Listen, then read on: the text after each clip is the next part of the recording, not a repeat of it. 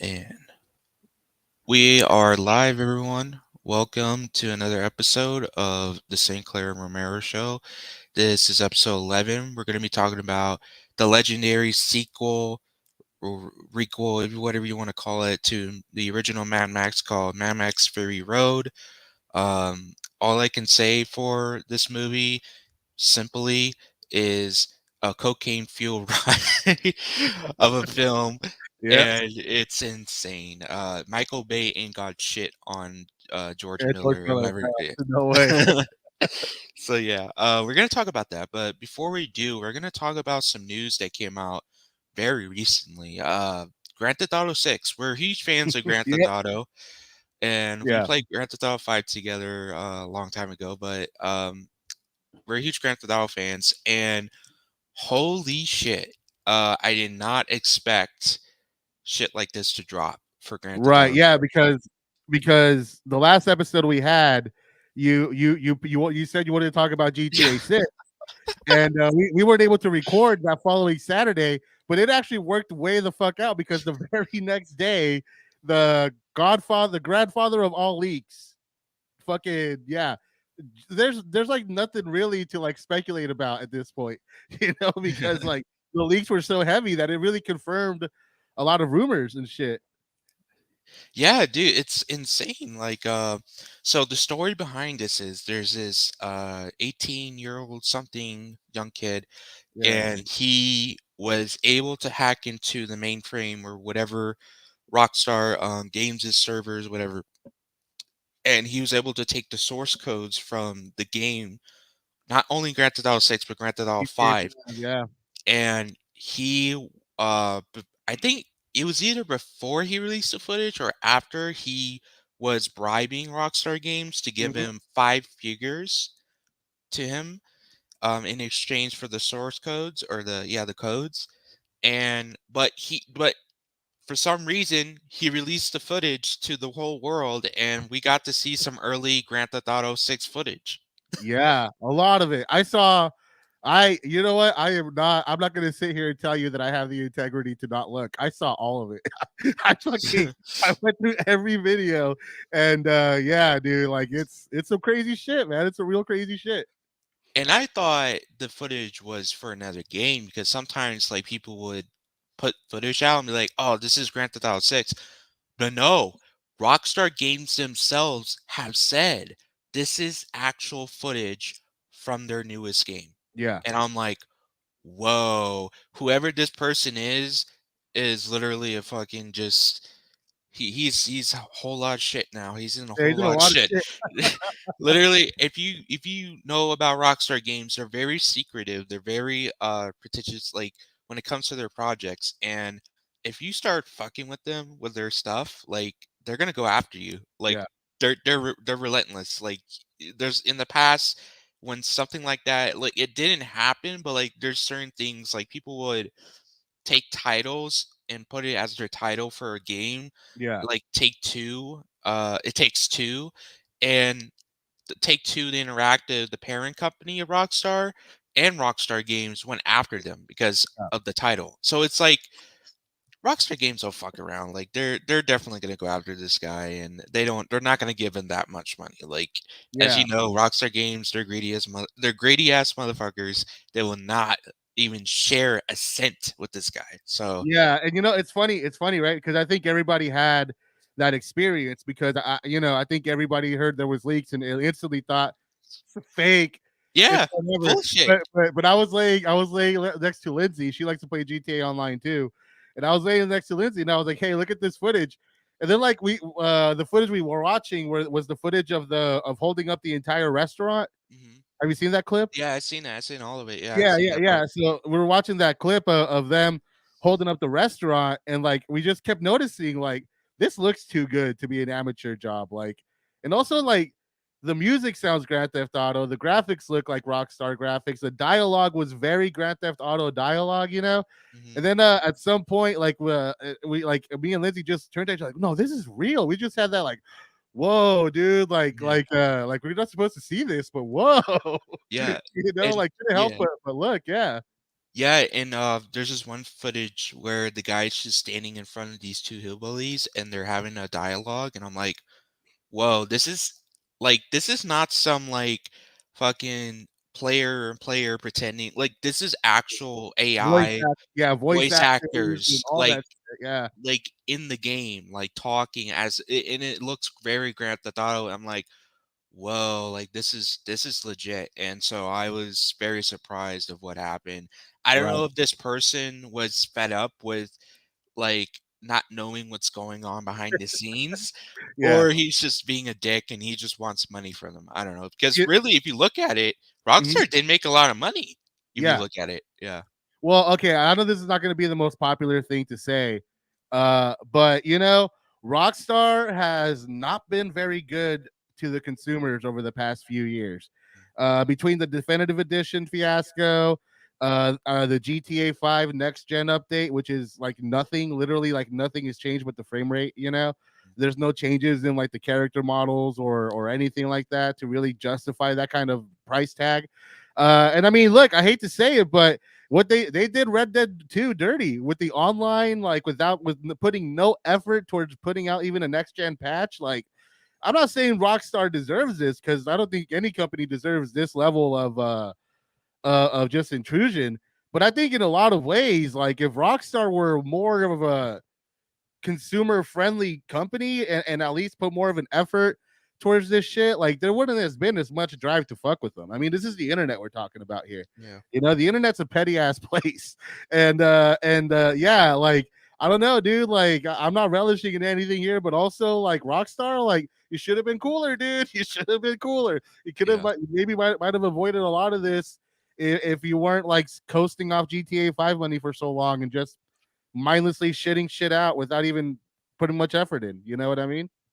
Yeah, it's they've been mocking people like online, like, and they weren't very friendly. Like you said, man, like the way it's not just the way they treat their consumers, it's the way they treat their games. Yeah, Like it shows a lot. I feel like the consumers are more disrespected by them treating their games disrespectfully because yeah. when they play them, they are so furious, they're so mad that it's fucked up. There's not a lot going on in Red Dead Redemption Online and then Oh yeah, 2 online. especially Red Dead Online. That what Yeah, they put that game dirty, dude. It's so crazy. They put so much effort into that game. It's such a well-crafted single player game, and then the multiplayer is like nothing but a fucking like. It's essentially like a casino for them. It's just like yeah, there to make people like buy their microtransactions because that's the only way to play it with any enjoyment.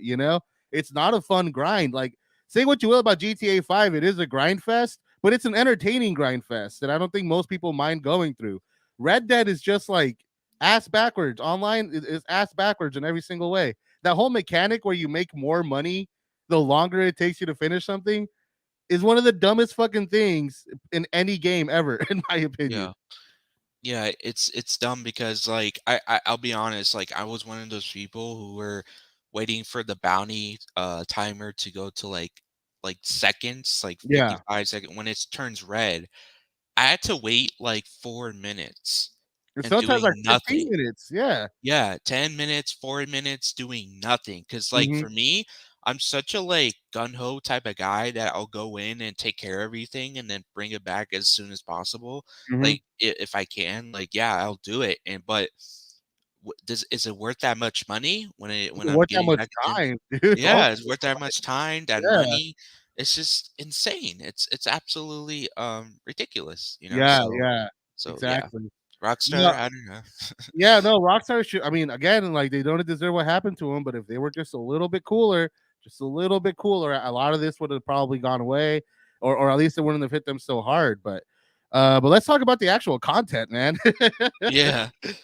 So yeah, Oh, there's like the guy, he's like following these two characters um in this nightclub, and of yeah. course there's the dialogue, the comedy. There's obviously you see a bunch of strippers there, Mhm. and it looks very much like a Grand Theft Auto nightclub.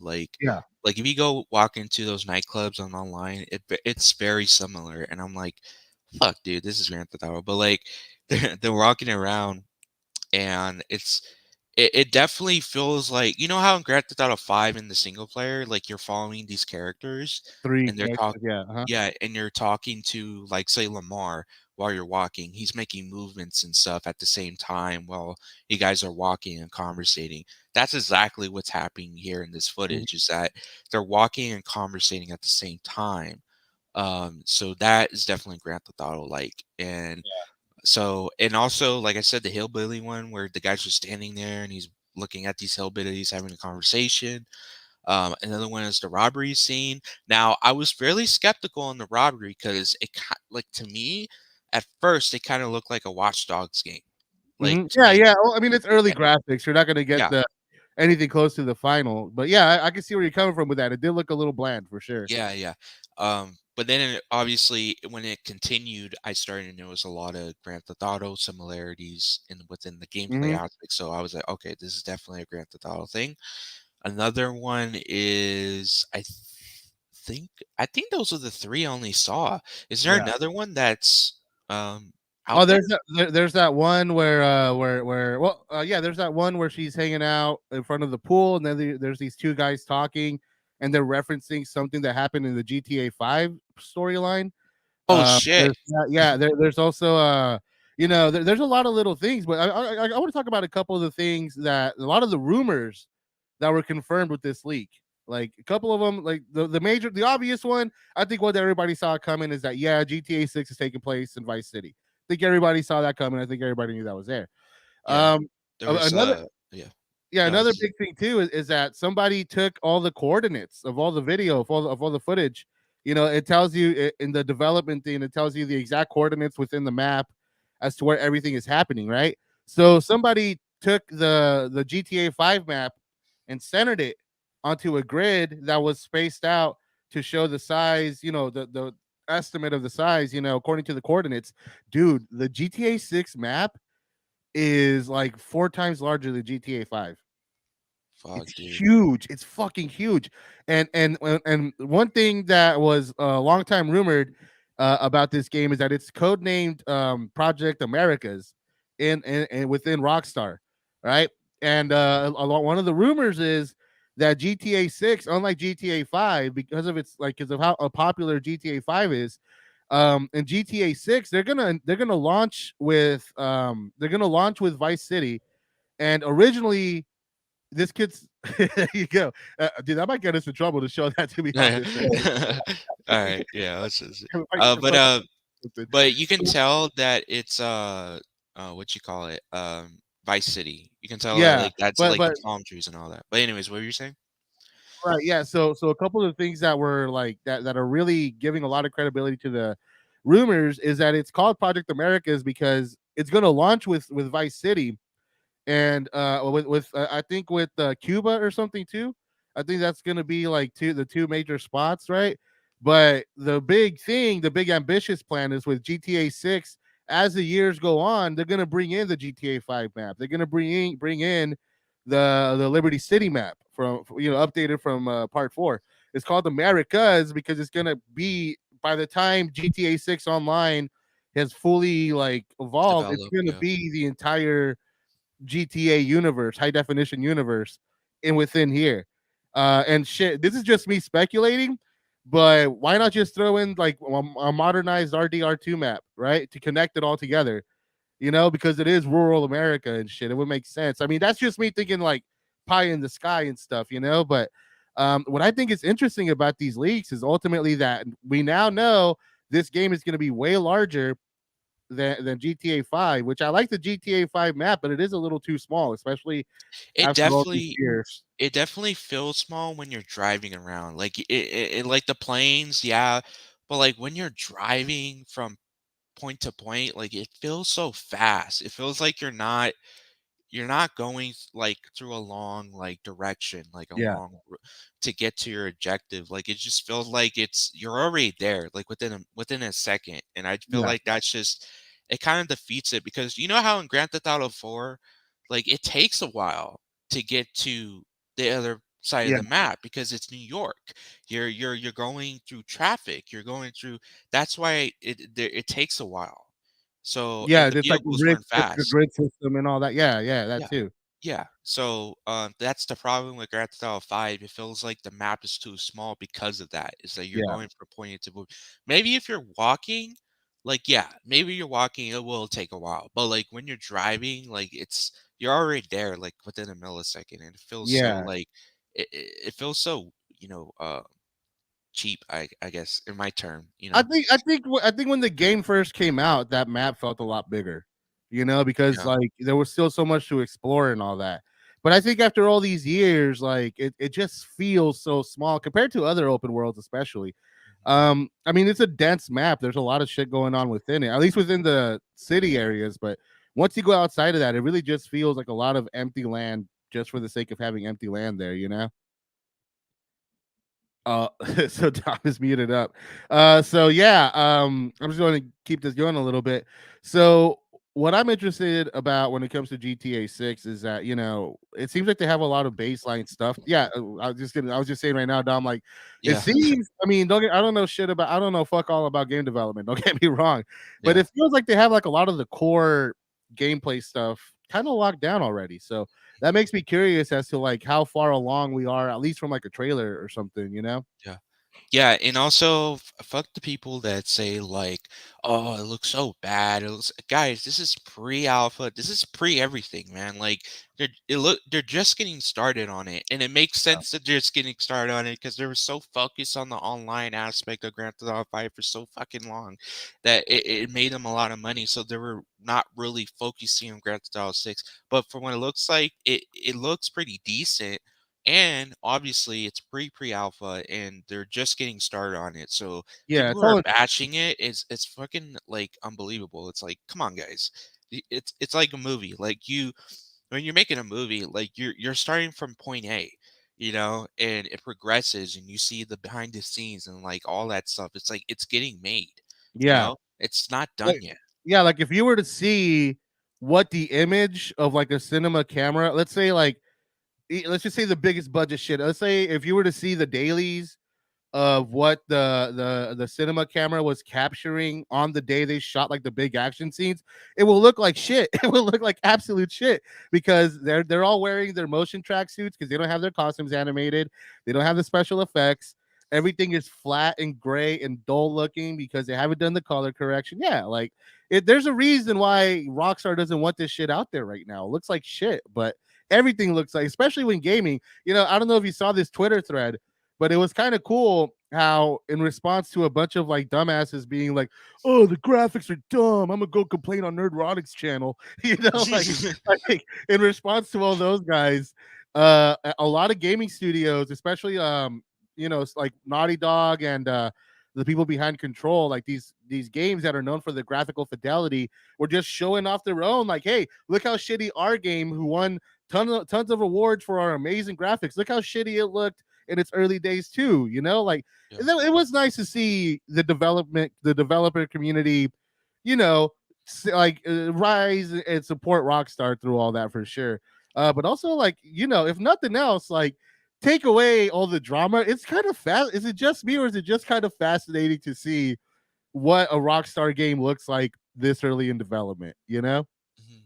Yeah, it's like we never seen a like pre-alpha look of the Grand Theft Auto or any Rockstar games Yeah. like imagine what Grand Theft Auto 4 looked like before. I'm pretty sure like it looked And like look, shit. it doesn't really hold up graphically now, so it would be Yeah. kind of interesting to go back. Yeah. Yeah. And obviously we all know graphically wise like it's outdated when it comes to Vice City or San Andreas. But then again, like at the time like before the game was made and it's in development, it looked like shit before it.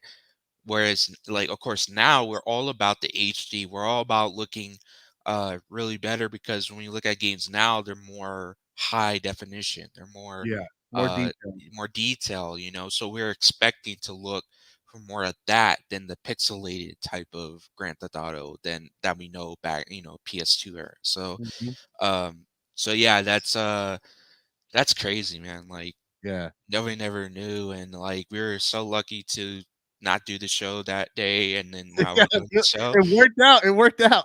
It did work out, yeah. Yeah. And it's still new, the news is still new, so it took us a little bit to get back on it, but it was still new, so Yeah. I'm lucky to still talk about it in the height of its newness, and yeah, it's yeah, cool, cool, cool. Yeah, Yeah, no, just one last thing I want to mention. Like, I think it's really cool. The best, one of the things that was confirmed too was that yeah, we are gonna be playing as I don't know if it's both the guy and the chick too. I think we did. I think I did. yeah, If we I saw remember, both. We saw so we both. saw Yeah, both. So we're gonna be playing as a Latino couple. That's gonna be yeah. cool. I mean, they're not gonna be Mexican or nothing, but like, I don't think we've had like Latino characters throughout all the GTA and Red Dead games, but I don't think we ever had a Latino couple play this, and also the fact that that it is going to be like a Bonnie and Clyde kind of like guns on the run criminal story relation. Like that's going to be a totally interesting story for them to tell. And also, like I would love for I would love to like see these people, because Florida is a lot of Cuban people over there. I would love to see that culture like be front and center of this game. Mhm. So that's going to be interesting, man. Like, what do you think, like, as far as like the potential of the story is here? It looks like, yeah, a modern tale of Bonnie and Clyde, but also a modern tale of Scarface. Mm-hmm. That's what it looks like. So you know how in Vice City, it's definitely like a Oh, it's a lot of Scarface. Scarface, yeah. y- Whereas this, I feel like since they're coming from Cuba and going to Miami, just like the original Scarface, I feel like it's gonna have that as well. So my uh speculation is that yes, they're a Bonnie and Clyde couple from Cuba, and they're going on this, run through crime spree, but they're also gonna build their own empire in the process, and by the end, who knows, they might Yeah. die just like Scarface did.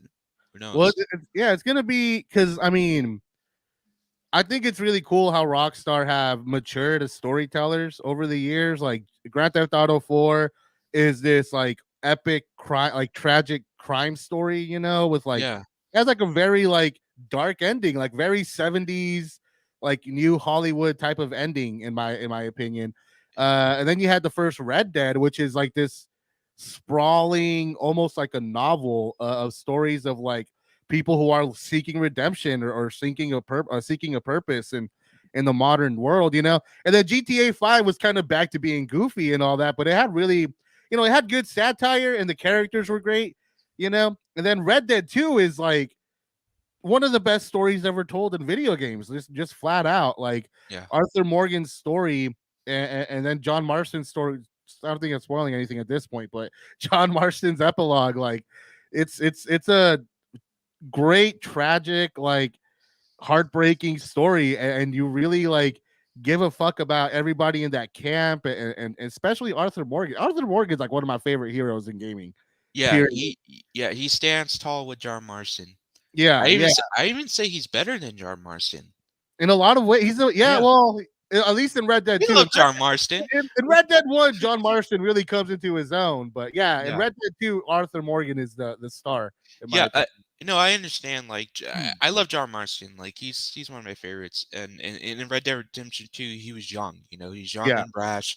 He's not the John Marston we knew. So I get it from that standpoint. That's why Arthur Morgan took the spotlight a lot. So Hmm. that's why. But we all still love John. We all love to see him and with Arthur and the crew and the camp. So it's pretty cool. You do missions for him. Like, Yeah. that's awesome. And of course, we all know the epilogue is John. Oh, before the epilogue, the ending, Hmm. uh, Arthur dies. Yeah. It's a tragic tale. It's sad. It's sad. And then of course, in John Marston epilogue, you get the vengeance. You get the revenge and stuff. It's so satisfying, but at the same time, you're still sad because we all know what John Marston's gonna end up. Yeah, right? It has Because its own layer of tragedy on top of everything you just experienced. Because yeah, like the final credits is John and Abigail and Jack and Uncle whatever like finally settling down and finally deciding to be a family, and then the closing credits, here comes the Pinkertons, like yeah, it's coming to an end again. Yeah. Well, okay, so here's my question to you, dude, because like Red Dead 2, like Arthur Morgan's like journey of like becoming disillusioned with Dutch, who was like his father figure, like him and the Hosea. Like they're Hosea. his father figures, you know, Hosea, my bad. And they're like his father figures, and then like him becoming disillusioned with him, and then learning that he's dying, and realizing that the best thing he can do is make sure John, his like little brother almost, like doesn't fall into his lifestyle. Like that is such a like emotionally complex and layered story, you know, and it is a story about relationships. It's a story about, you know, adopted father and son and adopted like siblings, you know. So Rockstar did a lot of great stuff with that, and now we're at the center of a love story of a couple who are building a empire, a crime empire together. And you know, what do they say about power? It corrupts. Eventually Yeah. with money comes power, you know. So I don't think this is gonna be a fucking story where these people love each other till the end. I think it's gonna be a tragic story of these two people who love each other and who become more corrupted to the point that they hate each other I due have to a their own success. That's my take on it. I'm glad you said that because it reminds me a lot of the scene where Tony Montana kills Manny Yeah, because of the corruptness in him and like the anger he's going through, and like I feel like that's gonna happen. One of them is gonna kill each other, yeah, and something like that. But yeah, and all I think about is like, you want to go to war? You want to go to war? You want to fuck with me, huh? And it's stuff like that. Yeah, yeah, I love to see something like that where they're fighting each other, like, and they're like, and then they have a group. Like I would think about it like this, like just like Scarface, he had a group of people that yeah. surround him, and like I would like to see the people like start to realize, holy shit, these guys are fucking nuts, they're bananas, Crazy. Yeah, they're fucking cocaine sniffing fiends, and yeah. like, and like they're like, yeah, I'm out, and they leave, but like I there has to be a mission where you take him out. Like you have to take one of your crew members out, and and throughout the game, you build a relationship with them. You saved them multiple times. It saved you multiple times, Hmm. and it's just it like you said, it's corruptness of power. Once it takes over, you don't give a fuck what happened in the past. Yeah. Whatever happened in the past, it's fucking off limits, you know. Hmm. And that's what happened in Scarface. Like he didn't when Tony killed Manny, it was in rage. He wasn't thinking about his relationship with him. Right, right. That he wasn't thinking about the past. That's They his share friend. together. Yeah, Yeah, yeah, this is his best friend. He forgot that in that moment. And when he enraged and he killed him, and then later on he starts to realize, oh fuck, Manny, why did I do it? And then like yeah. that scene where he realizes, holy shit, like what did I have done? And that would be cool to implement some of that in this game. Hmm. Yeah, yeah. No, man. I again, my big thing is that in Red Dead 2, one of my favorite story like threads was Arthur Morgan and then that woman he was gonna marry. Like every time they had a mission together, like it was that date they go on. You know what I mean? Yeah. Like it's so well written, and there's so much like history there that you feel that's not even said. You just feel the history, the you know the disappointment and heartache on the woman's side, the guilt that Arthur Morgan has. They did a great job telling that tiny little love story. You know, so I am excited to see personally once the entire game is a love story, like I'm really stoked to see where that goes. Yeah. Yeah. I know Rockstar has something up their sleeve. They're Oh yeah, great storytellers. You know, yeah. they're still at it. They still got it with storytelling, and that's one of the things I'll give to Rockstar. Like they know how to tell a good story, and they know how to tell it well, and also gameplay wise, how to tell it gameplay wise too. Well, Because you know, I don't know, kind man. of, Like I think for me, like as much as I love Rockstar, they haven't really changed their formula much from like the PS2 era in terms of how they design their missions, you know? Like I would love it. I would really love it if they have some more non-linearity in GTA 6 where yeah. it's not like you have to be you have to be this exact spot, you have to take this exact route. If you take another route, you fail the mission, you know? Like I want to be able to have more like it's so weird to me how like the GTA games are these free big open worlds that you can explore however you want, and also the Red Dead games too, and everything else they make. But the missions themselves, like you might as well be playing like a fucking just a linear fucking tunnel shooter or something. You know, it's such a like such a straight line that you can't fucking walk out of without failing. So I would love it if they changed that up for sure. Absolutely. I would like to see that as well. Like Yeah. more non-linear stuff. Like there's different choices you can. You know how in Grand Theft Auto 4 you can make different choices. Yeah. You can like you can shoot this guy or you let him live, and then later on you get to do a mission with him. Mhm. Like they kind of had that there, you know, and they should do that in this new Grand Theft They should Auto. ex they should expand on that though. They Yeah, should really. I mean, I'm thinking like, okay, maybe not like Metal Gear Solid 5 because that is like a game you could play however the fuck you want. yeah, You know, you can literally tackle anything. You could anyway. The game anticipates and allow the player to be as creative and as wild as possible. So, like, I'm not saying it has to be that crazy, but I would love it if at least I could like. I like to play stealth. Like I'm a stealth guy. Like if I could fucking stealth my way around missions, I'd be stoked. You know. yeah, yeah. That'd be cool because like in Grand Theft Auto 5 they tried to introduce the stealth element, but like it didn't work out well. Like, yeah, you like the one mission that you when you break into Michael's house, like you have to be stealth or else you get caught. Like, but like you didn't There's have still to that like one. crouch walk. But Yeah, yeah, you exactly, and it's only like per mission thing. It's not like every level, every story mission you can play like that. You know, that's what I'm saying. Like, I would just love to be able to play more freely. yeah, more options. Yeah, Yeah, absolutely. So yeah, man, Grand Theft Auto 6, man. I'll can't wait see. for Yeah, can't wait. We'll see what happens, and I don't know when they're gonna release it. It's probably gonna take another 20 years. I'll just it. I might that be is so dead by funny. the time the next one comes out, bro. Yeah, yeah, that would be crazy. But yeah, man, that's Grand Theft Auto 6 news. Glad we talked about that and get it Mhm. out of the way because we got something special for our guests in our audience, and it's the Mad Max Fury Road. Oh, you want to do plugs first? Let's do plugs. Let's do Cool, it. cool. Yeah, yeah. I just want to go ahead and plug my channel, Pop Counterculture Media. Uh, the what I've been doing for a while is a series called These People Hate Cinema, where I criticize channels like Nerdrotic, Critical Drinker, Quartering, Geeks and Gamers, That Star Wars Girls, all these like toxic. They're just whiny. Let's just call it for what it is. These people are just fucking whiny bitches, dude. That's all they are. So I've been covering that. I had an insider interview with somebody who used to know Nerdrotic that really kind of blew the steam off of Nerdrotic or Gary Buechler's personality, his whole modus operandi. So check that one out for sure. I also started to, I don't want my channel to be like their channels. I don't want my channel to be like on just constant negativity. No, I don't want that. So I do have a series, like I am reviewing movies under I fucking love cinema, which is where I get to talk about movies in a way that actually celebrates them. Even if I don't always like the movie, I want to celebrate what it does right. Like I'm not gonna be positive on everything, but I am gonna be fair. And also like I'm working on some pretty big video projects. One is gonna be covering the revival tour.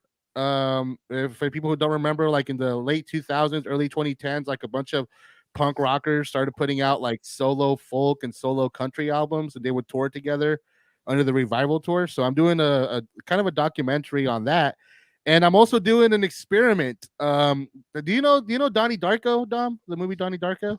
I heard of Donnie Darko. Yeah, so Donnie Darko is a huge cult movie. One of my like sort of the movies that defined my love of cinema when I was a kid. But the director went on to make this other movie called Southland Tales, which is considered one of like the biggest flops ever. It's what a blank check movie is, right? Uh, no. Mad Max Fury Road is a blank check movie. It's when a director like has garnered so much respect and so much success for their art that the studios essentially just here go do whatever the fuck you want. We trust you to make it turn a profit and make something really cool. There's a whole podcast about it called Blank Check. And the whole thing is that sometimes you get a Mad Max Fury Road where like that fucking they cash that check and they make movies that fucking change the world of cinema forever. And sometimes that check bounces and they make one of the biggest failures ever. And his second movie, Southland Tales, is a blank check movie that bounced. It is a universally considered a really bad movie, but it's a fascinatingly bad movie, a super fascinatingly bad movie, because it's a movie that had three graphic novels that you needed to read to understand the movie, right? But Mhm. those graphic novels weren't released until like a year after the movie came out. So it was impossible for people to go into it and really understand it. But Arrow Home Releases put out a really nice Blu-ray of Mhm. it that I own that has both the original cut and the final cut, the original like cut that Richard Kelly wanted. And I'm also reading through all the comic books, and I'm gonna try to make myself like the ideal watcher. I'm gonna educate myself on the world as much as possible because I already saw it. I didn't like it the first time, but I'm gonna give it a second chance after reading the books and knowing everything I can about this world. And I'm gonna watch it again and see how it holds up. And that's another one of the videos that I'm working on. So if that sounds interesting to you, check out my channel, Pop Counterculture Media. Things are gonna start popping off there pretty soon. So yeah, that's my plug, Dom. Yeah, for me, it's going to be Dominic Sinclair Studios on YouTube. I do short films and fan films, and I do a podcast, the Sinclair and Romero Show. And yeah, this is with Eduardo Romero, aka George R. Romero, the guy who loves cinema and Mhm. is a very prominent filmmaker, Thank as you, thank I you. know. And so yeah, that's my YouTube. I have a Instagram, dominic.st.clair.80 on Instagram. I post stuff on there, and also my Facebook, Dominic St. Clair. I post stuff on there. I just recently posted a picture I took at a premiere screening called Axe and Ashes, a thriller, a slasher thriller movie that's very interesting. And I got to meet the guy from the People Under the Stairs. He's the Oh, guy who nice. plays the guy who his tongue is cut out, Roach or whatever his name is. Mhm. He was one of the people on the stairs. I got to meet Mel Novak from Game of Death and all that. So you got some legends in there.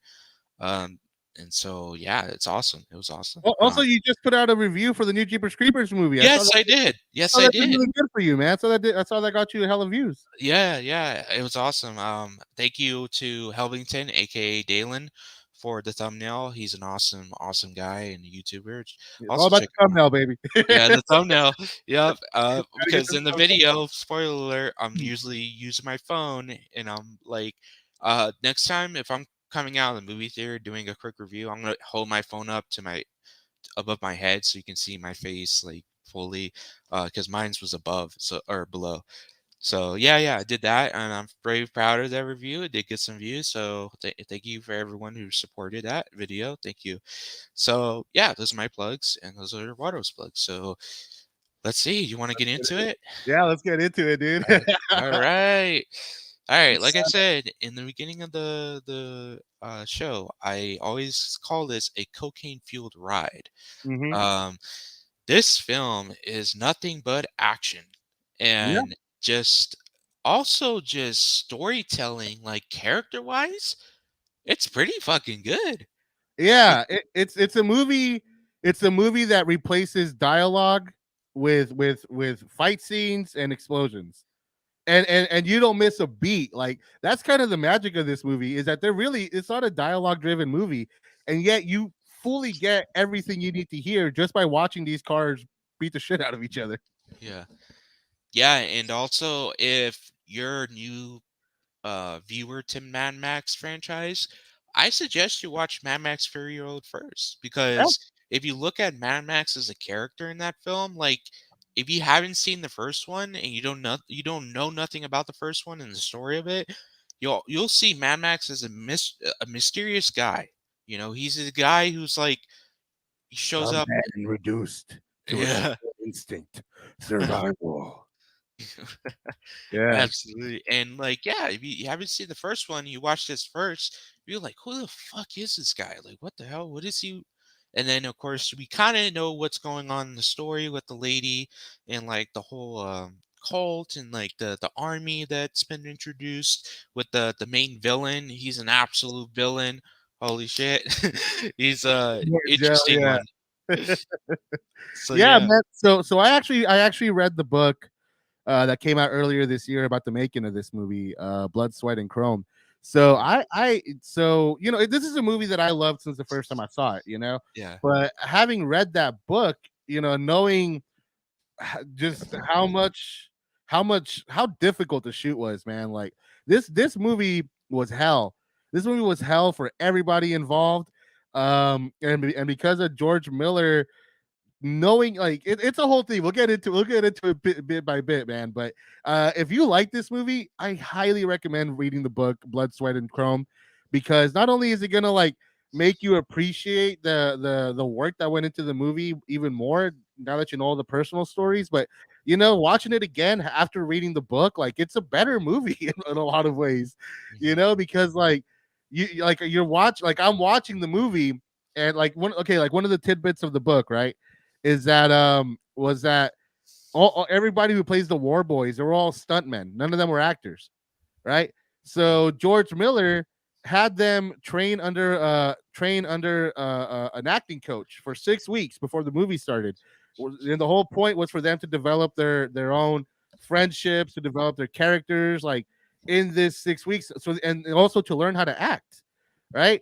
And in the book, they say how like it was so effective that like by the time like the guy who played a Morton Joe, like he knew this was going on, right? He wasn't a part of that, but he was in pre-production, and it got so real. It got so real for them, right?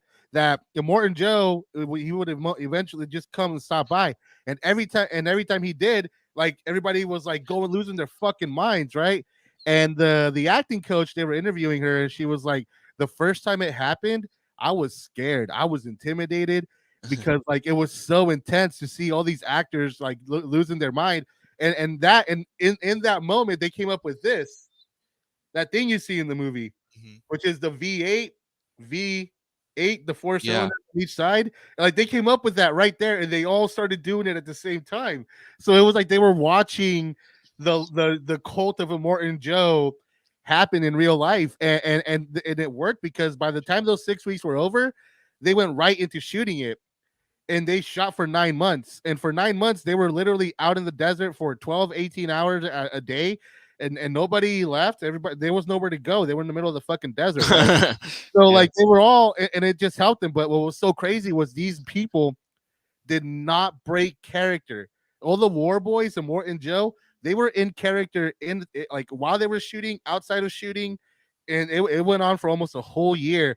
And like the actors said, like it was one of them, like the actors, like this is one of the most insane experiences. I felt like I left this world for like died for like 10 months and was part of this whole other galaxy, dude. Like it's a great book, man. But like yeah, like the making of this movie is fucking insane, just from beginning to end. Mhm. Yeah, just watching a movie, like um if you're in the mood for like an action movie, not just any other action movie or just Like adventure an movie, action like movie. action, Yeah, adventure, yeah, um you're gonna want to watch this film. I recommend this to you. Just watch it because the thing about Mad Max as a franchise, like if you watch the first one, it's it's crazy, but it wasn't as crazy. When you watch yeah, the second one, it was crazy, but it wasn't crazy. Like it wasn't there. It wasn't to the yeah. point of insane. When you watch Mad Max Fury Road, you're like, what the fuck am I It is watching? insane. It no, honestly, it's a movie. The first time I watched it, I was like just kind of like scared for the people I was watching. I was like, oh no, somebody died doing that. Yeah. Because like yeah, obviously they didn't have people fucking like falling off the cars. That was all CG, obviously, but Yeah. the stunts were real. Like the stunts, they were actually doing that shit. Yeah. There was no CGI stunt work. Like everything you see happening on screen, with the exception of people hitting the ground and like tumbling over a billion times, everything was actually there. And you feel it, man. And then honestly, like for me, as someone who was like burnt out on these CGI heavy fucking action scenes that feel more like a video game, like seeing real people do real stunts, like and have them be that fucking dangerous. The chapter of the book about the polecats, Mhm. that's a fucking nuts. That chapter is wild, bro. But like it's just It's a fucking marvel of a movie. It's a miracle of a movie. The Mhm. fact this movie even exists makes me believe that maybe there is a God because it's just something that shouldn't exist. You know, it's honestly a fucking miracle of a movie in my opinion.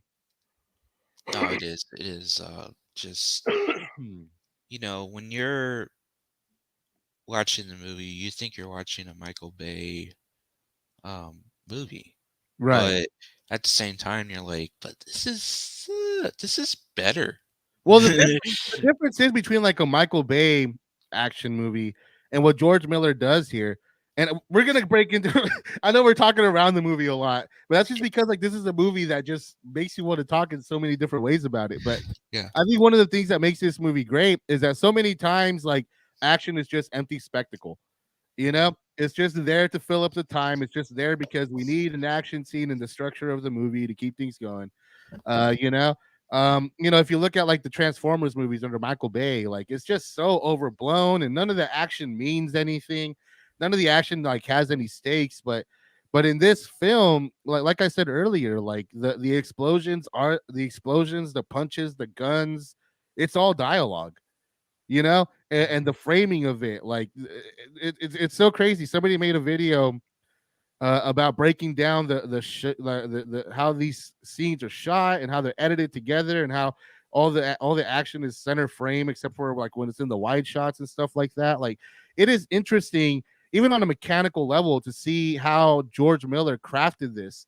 And what's interesting too to think about is that George Miller never wanted to make this movie, right? The studio came to him and said, "We want another Mad Max movie or another TV show," and he was like, "Don't really have an idea." But then he sat down, and there was never a screenplay for this movie, by the way. Nobody ever sat down and wrote this. The script was storyboards, well, comic, almost more of a comic book than storyboards, you know. And Mhm. and, and what was crazy was that like the movie is 90% of what you see in the movie, it was already drawn and selected in the storyboards. They just shot the storyboards almost exactly as they were. So when you think about how the lineage here, that earlier, that in the very first conception of this story, they understood that the framing mattered so much that like it was exact to the end.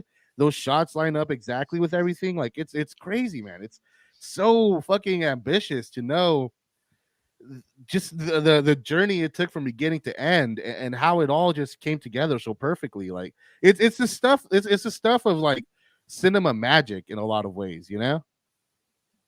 Yeah, it's just like you said, it's a miracle. Especially those shots. Like you look at those shots, especially the main chase scene where Max he's on the front, like he's tied Yeah. up, he's on the front. Hmm. Um, Man, imagine those shots. Like I don't know, like you said, how many days or how many they hours? shot Like they shot like 12 to 18 hours for 9 months, 6 days a week. imagine, I don't know how many times they shot that scene, but imagine those people in the crew just fucking like the guy who's holding the camera, the DP. Hmm. Imagine being the DP in those situations. The DP, dude, they interview everybody who was a part of this movie. Even the guy who moved the hard drive from the computer to the fucking camera.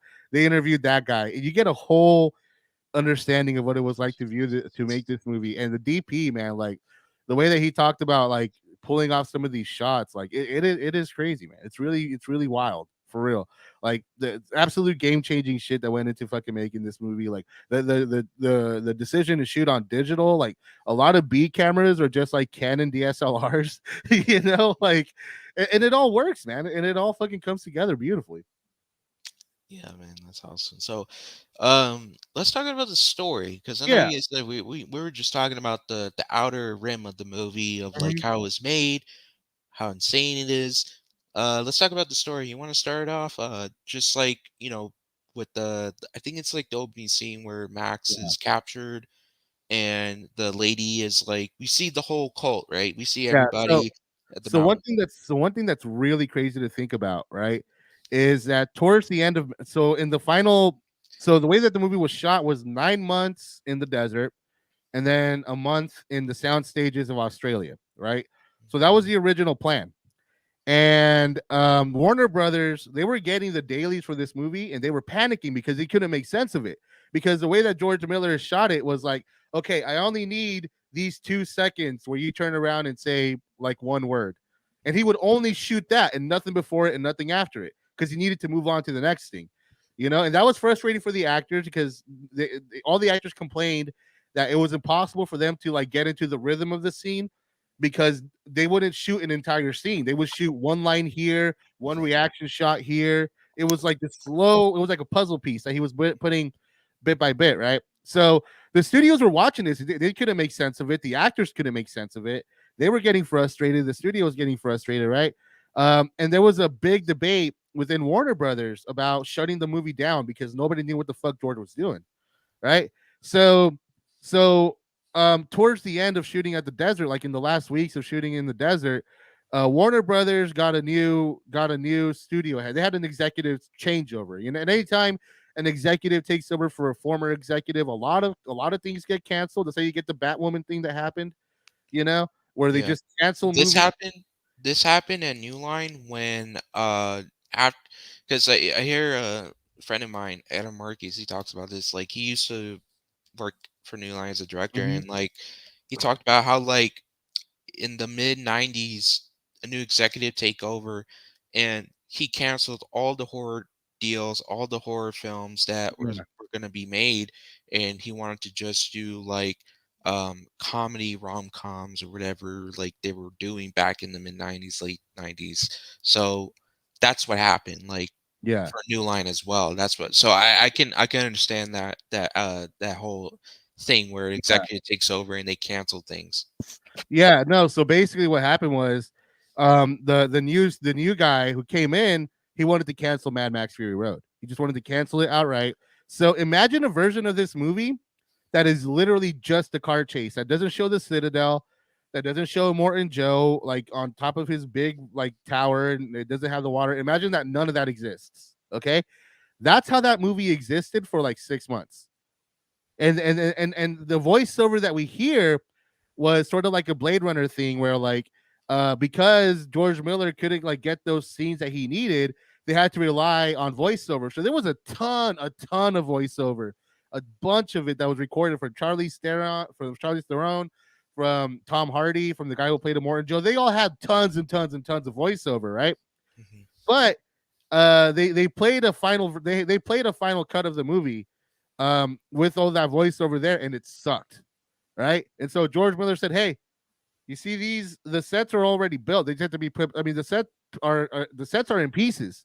We just have to put it back together. We can shoot this in like 3 weeks." And so the studio said, "Okay, fine, fuck it, go get your sets together and do it." And that's the only reason why we got the opening and closing Citadel segments. Otherwise, the movie would have literally started off with Furiosa driving away. So like, Yeah. imagine that for a second. Yeah, man. Right? I Crazy. tell you, it's a miracle of a movie, dude. It's a miracle of a movie that it got made this way. But yeah, let's actually break. I'm sorry, I'm just like such a geek about this thing because I just finished reading the book like a month ago, so it's all fresh in my head. But like, yeah, so let's talk about the story a little bit.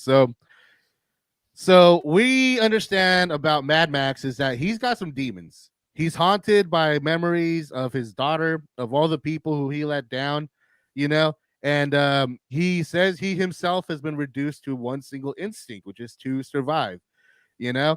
And then we get our first like little taste of what the action is going to be with a pretty brief but pretty impactful like opening chase segment, right? Mhm. And then we cut to the actual Citadel. So what do you feel, Dom? Like, how do you feel about like how the movie starts off pre-credit and then like the Citadel segment right after that? This the Citadel, like, it was chaotic, right? Like, Yeah, it was just fucking all over the place, and like, it just shows how civilization has evolved in apocalypse. and Because not involved, not not involved. evolved. No, Yeah, de-evolve. That's what I meant to say. yeah, De-evolutionize. uh, because apparently, because as far as I know from Mad Max, is like it's supposed to take place in the future. Like this is yeah. like a futuristic, not futuristic. It's in the future, It's a post-apocalyptic post sort of. Yeah, yeah, post-apocalyptic, and like everyone there is just they're like cavemen. Mhm. They act like cavemen. They're like, ooh, like they're all like, crazy. They're Yeah, nuts. they've lost their mind They because lost their mind. Yeah. they've gone back to being animals in a lot of ways. Yeah. It's like like you said, it went backwards. And of course we got the main lady, and she is more civilized than a lot of the people down in there in the Citadel. Well, Uh what's interesting about Furiosa and her design, right, is that okay? So you have the people, the lower level people who are literally at the bottom, right? yeah. Like in a lot of ways, like yeah, this is a post-apocalypse, but it's also like very much a reflection of our real world. Like you have a powerful figure, right? You have Immortan Joe who lives high above the regular people who are literally just begging for scraps and stuff, and he has his war boys who are these almost soldiers who all kind of dress in all white, and all this shit. But what's interesting, like right off the bat, is that Furiosa is a complete contrast, right? Because Furiosa is just herself, like bald with like one black, like a black like line over her forehead and like down to her eyes. So she instantly stands out from everybody around her in a way that sort of and dude, like what's so great about this movie is that it tells you so much without telling you anything.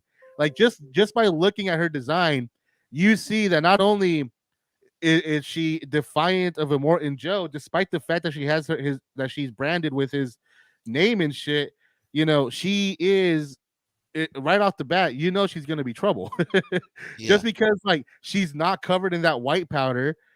She's got that one black thing that is a complete contrast to the white powder that everybody else has, and not just that, but you see that the war boys are like these cultists basically, and that they are literally cogs in the machine. Like there are cogs there, but there's nothing to power them, so they step on it like step ladders. It's a whole. It's almost, it kind of reminded me of Mad God in a weird way, where it's just like like like capitalism is a fucking plague that never goes away. You know Yeah. what I mean? Like capitalism is just like always like this fucking nasty fucking virus that will persist throughout time, because there's always gonna be an Immortan Joe. There's always going to be a person that just takes advantage of the situation and who builds themselves up to be like these damn near like messianic figures. So yeah, so the Citadel is essentially kind of a reflection of our world. you know Hmm. there's the majority of the people are at the bottom.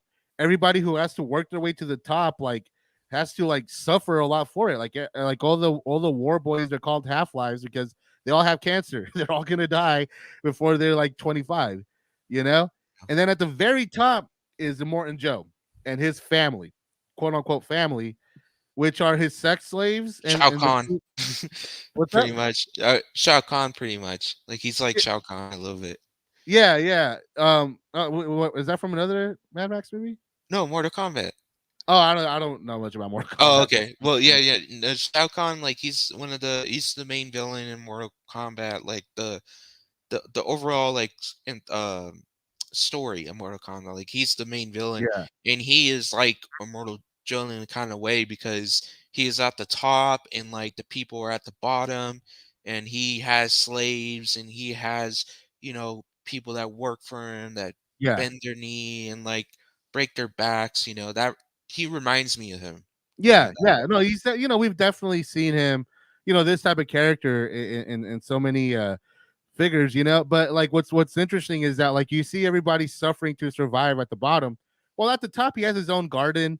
He's got water flowing everywhere. He makes everybody drink titty milk, oh while yeah, while he sips on water. And I just think it's interesting that he calls it aqua cola. He says, do not fall in love with water. It will corrupt you, dude. Like as if we don't need water to survive. You know what I mean? yeah. Yeah, man. So the Citadel segment, yeah, like to me, it's just like a big satirical, not reflection. No, satirical is wrong word. It's a reflection of the world as it is today. You know? Mhm. Yeah, I think Mad Max Free Road predicted a little bit of like of our future a little bit, Yeah. just like I'm not trying to get too political here, but like I And started Martin watching being Donald Trump. yeah, Donald Trump, even Biden, I was looking at Biden videos and like it's just crazy how Are you like talking about like the red lighting yeah, around? the red lighting Yeah, around. yeah. And she's pissed like ah. Dark There's Brandon Rising. and there's a video. I'll send it to you later. Like it's a funny skit, but like fuck man, it did kind of predict a lot of things, and movies Yeah, do that a lot. Like they predict certain things, and it actually comes to fruition, and right, it's right. crazy. George Miller, did he write it? George Miller Yeah, wrote it. well, like Okay. I said, nobody really wrote anything. They just Oh like yeah, yeah. It's yeah, it just was like more all storyboards. Yeah. storyboards and like Okay. almost like comic book speech bubbles, you know, like that was Yeah. about it. Yeah. So yeah, Yeah, it's but yeah. No, go ahead, go ahead. no. I was saying that's what it seems like. You know, it's just what Yeah. it looks like and how it kind of does predict our little future a little bit. You know. Yeah, well, I mean, and I think what it establishes, right? What the first act really establishes is just sort of the major theme of this movie, which is like reclaiming your humanity, taking your humanity back from the Immortan Joes of the world and stuff like that. You know, like to Immortan Joe, even his own children are just cogs in the machine for him. You know, like Invictus is just like his bodyguard. That like what's the word I'm looking for? That handicapped son he has. He's just there to keep an eye on everything. You know, like the only human being in the Morton's eye is the Morton Joe, and he is willing to take away everybody else's humanity to serve him.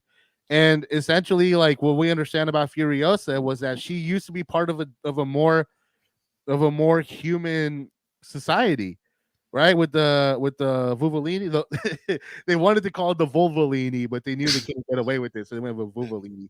But yeah, but yeah, so to me, what this sort of establishes is just sort of like the inhumanity of this sort of structure, how it robs people of their identity and all that. Like Mad Max, who is this long running figure of cinema, is literally reduced to a blood bag. He's Mhm. nothing more but a blood bag, and Furiosa is just Immortan Joe's like best soldier, and that's it.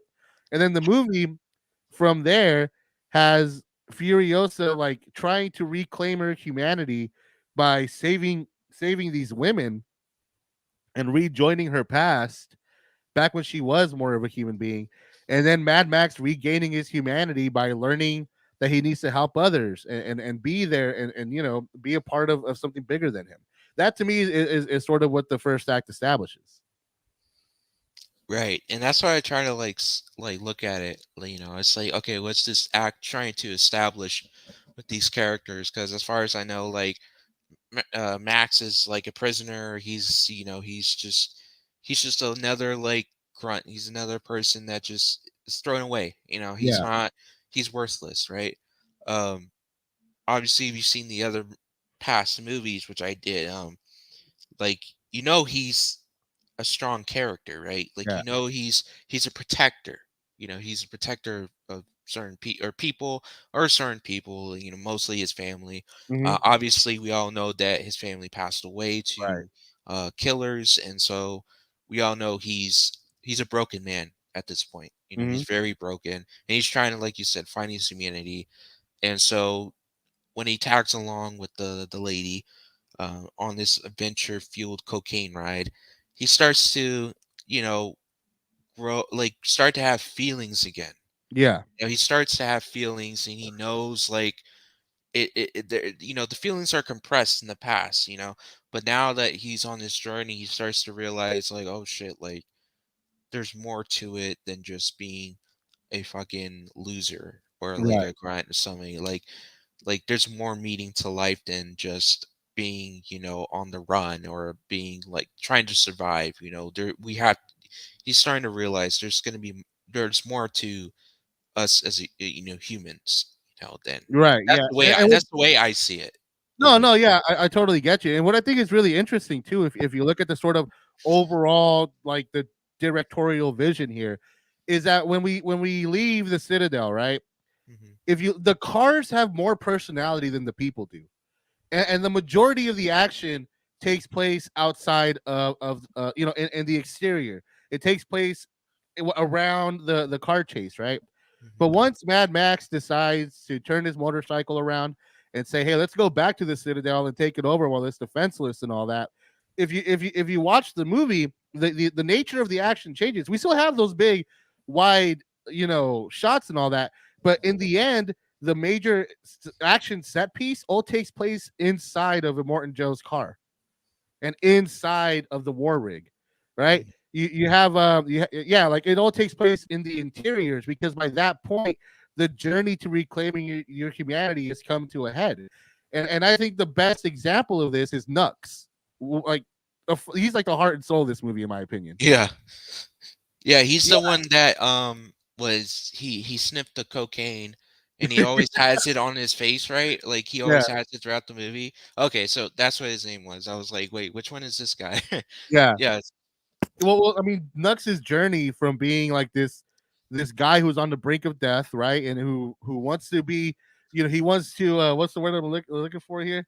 Ride into Valhalla on the Fury Road and shit, and he wants to be witnessed. He wants so bad for his life to have meaning, and he thinks the only way to have that is to be loved and admired by Immortan Joe, you know and then you have that scene where like Immortan Joe chooses him and says, "Hey, you jump on that fucking war rig and you fucking do this and that, and you will ride fucking with me into Valhalla, brother," and shit.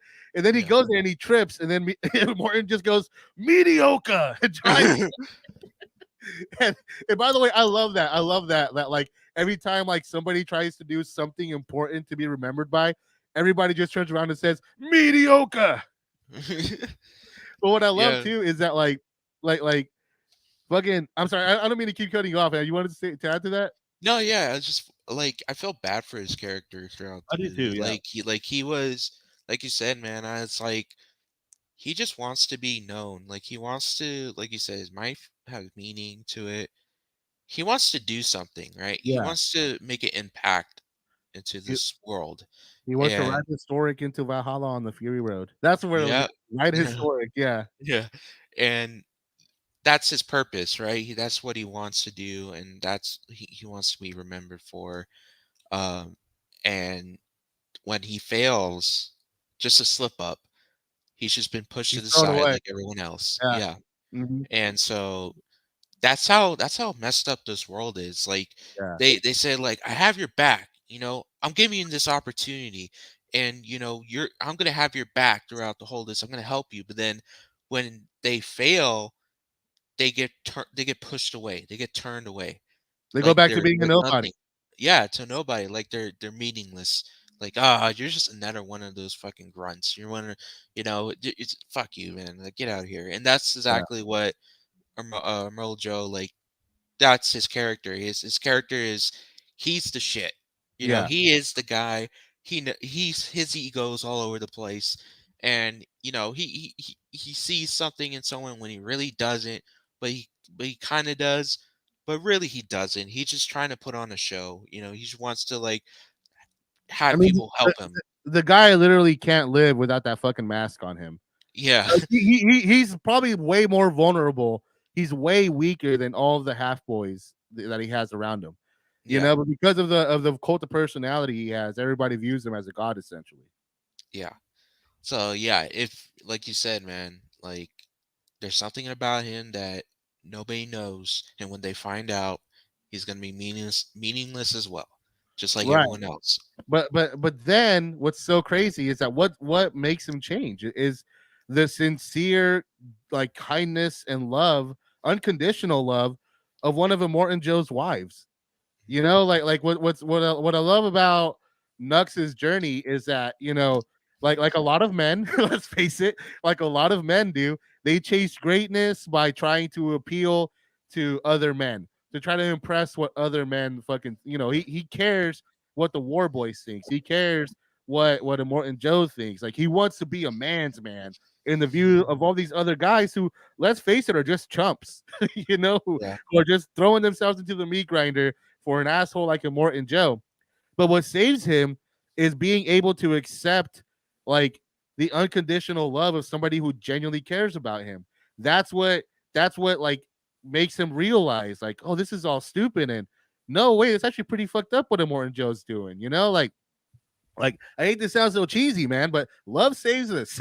Love yeah, saves us all.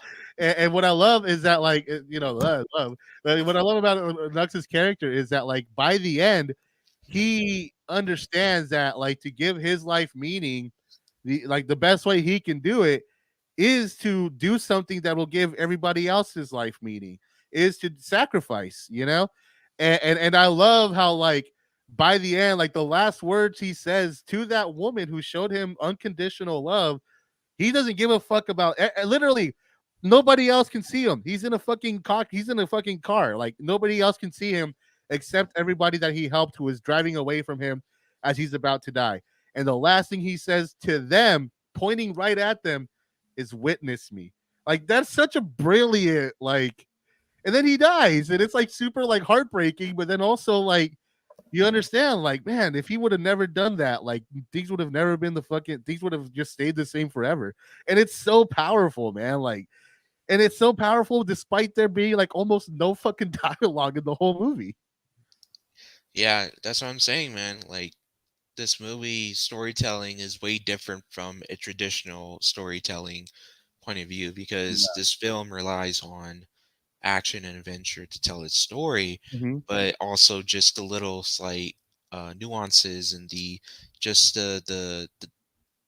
characters themselves, like their Yeah. emotions, their body movements. That's what's telling the story overall with the characters. And of course, like you said, the cars are also more have more personality than the characters that are Yeah. presented on the cars. But So by like the end, all the cars are destroyed and all that's left is humanity. yeah, You know, like it's a poetic thing, man. Like that's what good directors do, bro. Good directors just make they squeeze all the storytelling juice out of everything in their movie, and I really feel like by the end, by the time we get to that, especially like I said, the way that the movie changes from focusing on these wide exteriors to these close-ups inside the car, and then all of it culminating with just the destruction of the cars, and like it's poetic. This is yeah, art. No, this is to me like no different than like what Stanley Kubrick does in throughout 2001: A Space Odyssey, man. Like, in fact, as a horror fan, I kind of want to ask you, wouldn't you love to see this approach in horror, yeah. where like I all like the to dialogue is in the horror of it, you know? Yeah, like that could be like a thing if they ever make like a sequel, like they go to a cave or they go to another society Yeah, where like it's all like monster like they're humans but they act like monsters, you know?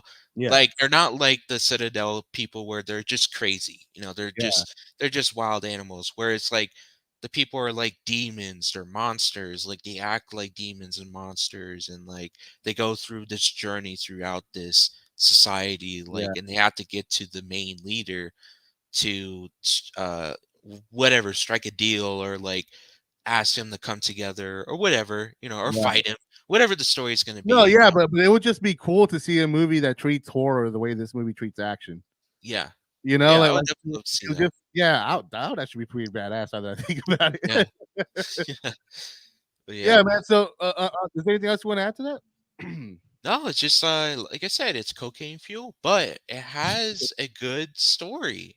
Yeah. Storytelling wise it's good because there's no dialogue, there's barely any dialogue, but Uh huh. you can tell through just the actors' emotions, their facial emotion, their body movement, like what they're trying to tell us. You know, it reminds Yeah. me a lot of like I said, cavemen. Like they're trying to cavemen their dialogue is their body movements, their Hmm. facial structure or the facial movements and all that. Like that's what it reminds me of, you know, like the caveman type of thing. But obviously, I Yeah. think they're more smarter, you know, but they're more nuts. But that's the way I see Mad Max Fury Road is that type of film. It's the of the Yeah. storytelling and just the ride of an adventure. Yeah. No, it's totally that, dude. But like to me, it's also it's that it's a badass action movie. It's a fucking thrill. It's a cocaine. It feels like it's a cocaine like fuel drive. You're absolutely right. But I think also like it's a complete movie. It almost I guess in a way it reminds me of like a Terrence Malick movie. Ever seen a Terrence Malick movie? No. Wait, which movie has he made? His big ones are the Tree of Life, Thin Red Line, and the New World. Those are like his big three. I haven't seen those. Yeah, Unfortunately, I yeah. haven't So seen what? those. So his movies. His movies are literally like if you watch the trailer for the Tree of Life, that's what his movies are. His movies are like trailers. It's all these almost disconnected shots that are just beautifully composed and they look amazing. Like his movies look amazing. They're just movies that are just perfect cinematography, right? But Right. like, but and there's no real dialogue either. Instead, you have like Matt Damon in voiceover being like, "If there is a God, why is there war?" I swear to Yeah. God, that's like I'm not kidding. That's what his movies are like. That's it. And like this in a lot of ways reminds me of a Terrence Malick movie where there's a bigger idea that is being explored and it's all explored through these just majestic because I mean let's face it, this is a chaotic action movie, but it's also beautifully shot action. Like it's cohesive, but like the framing is I mean when they go into that sandstorm in the Mhm. midpoint, like that's one of the most beautiful fucking things I've ever seen in my life. The colors, like when that car gets lifted and explodes in midair, like dude, and then fucking Nux is like, "What a day! What a lovely day!" Oh, Like yeah. dude, I was like, "Fuck yeah, that was amazing, dude! More of that, please." Uh.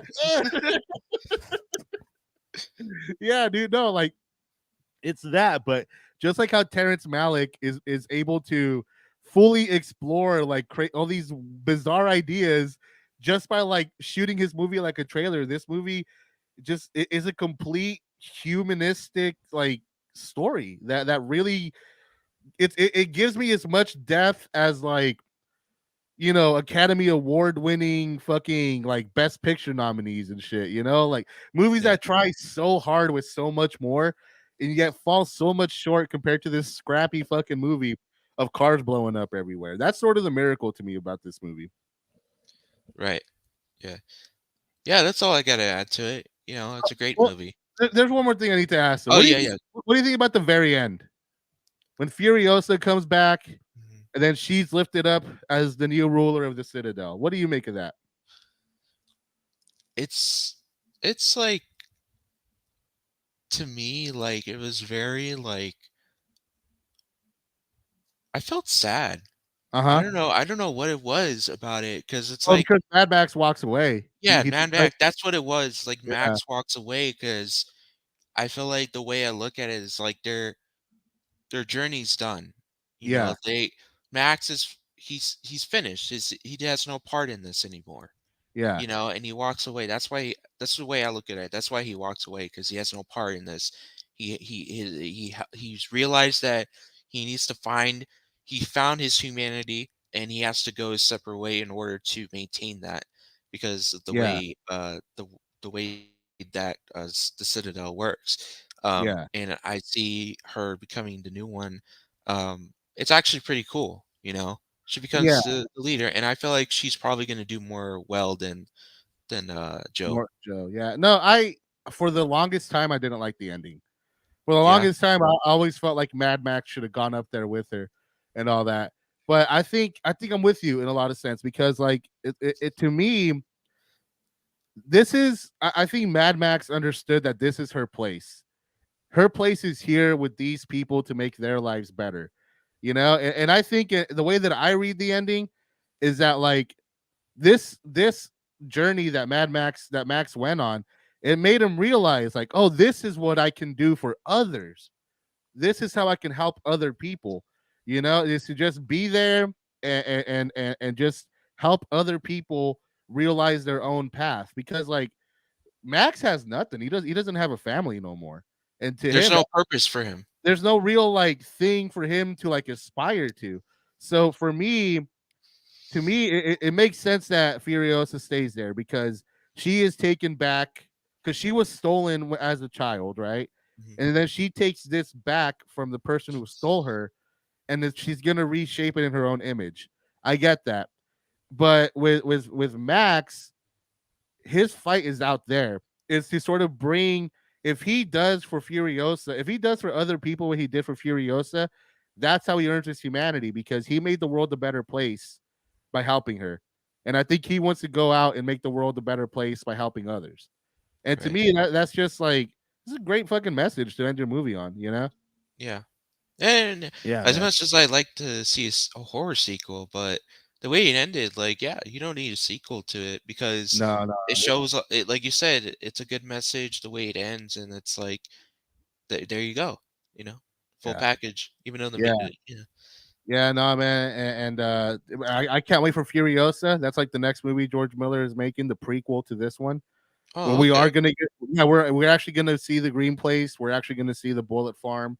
We're actually gonna see those places. Like, so I'm pretty excited for that, man. nice. Yeah. Yeah, yeah, and hopefully, yeah, we get to see that. That'd be cool, and Mhm. maybe a prequel to our boy Cocaine Sniffer. See him. Nux. Yeah, Nug, Yeah. see his prequel, hopefully.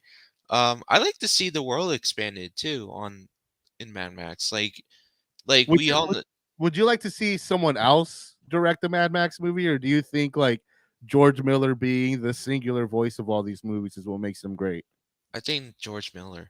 Do you think I so? mean, to me, if you're gonna get another director, it has to be to me, from my opinion.